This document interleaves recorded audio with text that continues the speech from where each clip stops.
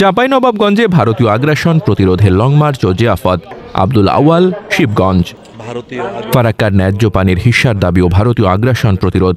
ঢাকা থেকে long March এবং সীমান্তে ফেলানিসহ ভারতীয় সীমান্তরক্ষী বাহিনীর গুলিতে নিহত সকল শহীদদের আত্মার মাগফিরাত কামনায় সামাজিক জিয়াফত অনুষ্ঠিত হয়েছে চাঁপাইনবাবগঞ্জে।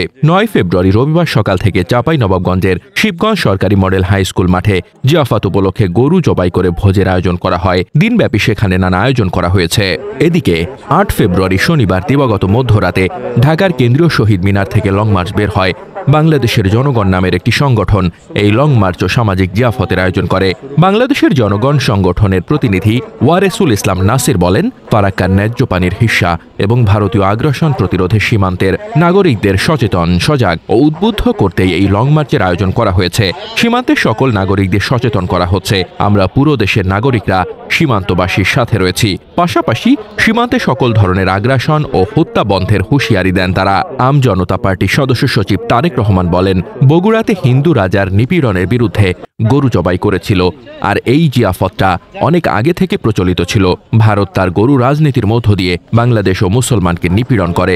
তার প্রতিবাদে আমাদের এই জিয়াফত কার্যক্রম। আমাদের কার্যক্রম হিসেবে গরু জবাই হবে, আলোচনা হবে এবং নাগরিকদের সঙ্গে কথা বলা হবে।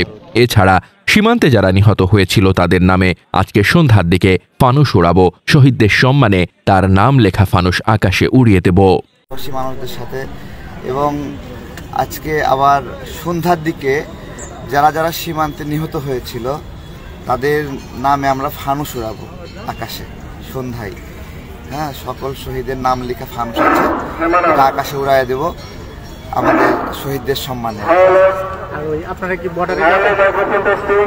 আমাদের বর্ডারে কোনো কাজ নাই। আমরা এই সীমান্তের মানুষদেরকে নিয়ে আলোচনা, তাদের সাহস সঞ্চার করা, তাদের সাহসের কথা আমরা শুনবো। তারা এতটা সাহস কিভাবে পায়, এটা আমাদেরও শেখার বিষয় আছে। আপনারা কি মানে জিয়াফতের পরে মূল অনুষ্ঠানে যাবেন নাকি? আমাদের আলোচনা চলবে, খাবার দাবার সব চলবে একসাথে, কন্টিনিউয়াস চলতে থাকবে। এবং রাতে আমাদের ফানুস উড়ানোর মধ্য দিয়ে প্রোগ্রাম শেষ হবে। ঠিক আছে, আপনারা দেখবেন ফানুস উড়ানোর অনুষ্ঠানটা অনেক অসাধারণ হবে।